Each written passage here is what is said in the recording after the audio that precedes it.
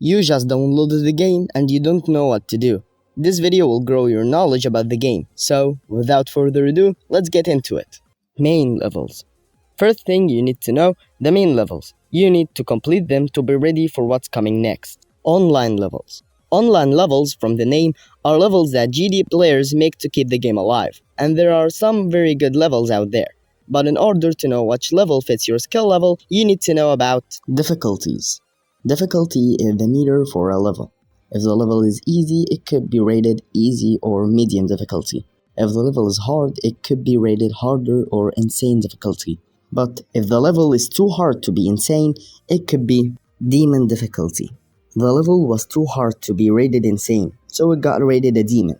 Examples of demon level like the Nightmare or Bloodbath. But if you look at those levels, you will see that Bloodbath is way harder than the Nightmare. So Bloodbath was given another difficulty, Extreme Demon. But what is an Extreme Demon? Demon difficulties. Demon difficulties work the same as normal difficulties, but without the harder difficulty. Those difficulties are Easy Demon, Medium Demon, Hard Demon, Insane Demon, and Extreme Demon. After what you have learned about the game, you open the first level in the main levels, Starry Madness, and you start playing, but you don't like your icon, and you want to change it. So you need to go to the icon kit. There, you can change your icon. Some icons are locked, and you have to complete achievements to unlock them.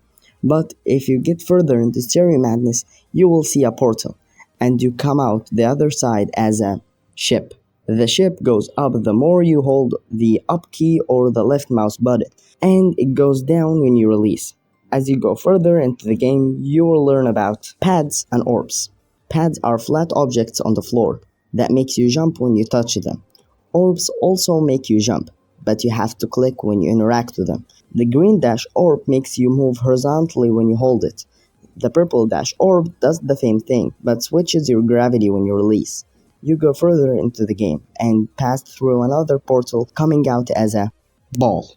The ball switches gravity when you click. Simple enough. And then you learn about UFO. The UFO jumps into the air each time you click. Wave. The wave rises at 45-degree angle when you hold and descends when you release. Robot. The robot jumps higher the longer you hold. Spider. The spider instantly switches gravity and teleports to the other side. Swing. The swing goes up when you click and comes back down when you click again. So now you know almost everything about the game, but there are few more community concepts you need to know. Frame perfect. A frame perfect obstacle is one you can only get past with a single precise frame of timing. Example for a frame perfect: if you play on 60 FPS, the obstacle that requires 60 FPS frame perfect makes you have only one frame to click it right, which can lead to very confusing gameplay. Buffering.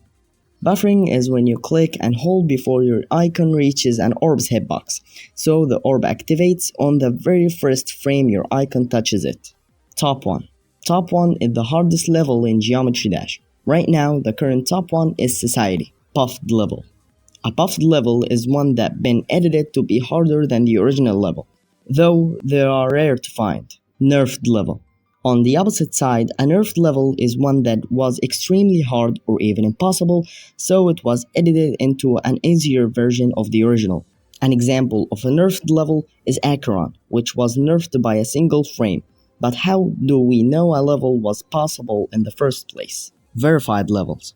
A verified level is one that have been beaten by a player, confirming it's actually possible to complete. There are still plenty of levels that haven't been verified yet, and they are considered impossible until someone finally verified them. Those are the best concepts you need to know. But not all levels have the same gameplay. Some levels are wave-carried levels. Wave-carried levels are levels built mostly around the wave, squeezed through tight corridors made of spikes and blocks. This gameplay style demands precise, controlled movements, since even the smallest mistake can send you straight into a wall or a spike. Memory levels. Memory levels are levels where parts of the past, like orbs, pads, or even the ground itself, are hidden or invisible, so you have to memorize exactly where everything is beforehand in order to pass. A well-known example of a memory level is Limbo. Dual levels. Dual levels are levels where you control two icons at the same time, side by side, and both need to survive the obstacles together. And this already makes it much harder to keep track of both at once. After all of this, there are some extra things you need to know. Top players. Top players are the best players in the game. Example of top players are Zoink, Doggy, and even W Popoff. And there are many more of them. Platformer mode. Platformer levels are a different game mode where you move freely with an actual jump button instead of auto-scrolling forward like in the classic game mode. This changes the gameplay completely since you now control your speed and direction yourself. Featured levels. A featured level is a level that's well made and well decorated, which earn it a featured icon. Those tiers are featured, rare, epic, and mythic. And that's it. Now you know pretty much everything you need to get started with Geometry Dash. If this video helped you out, make sure to hit that subscribe button so you don't miss out on more Geometry Dash content. And I will see you in the next one. Bye.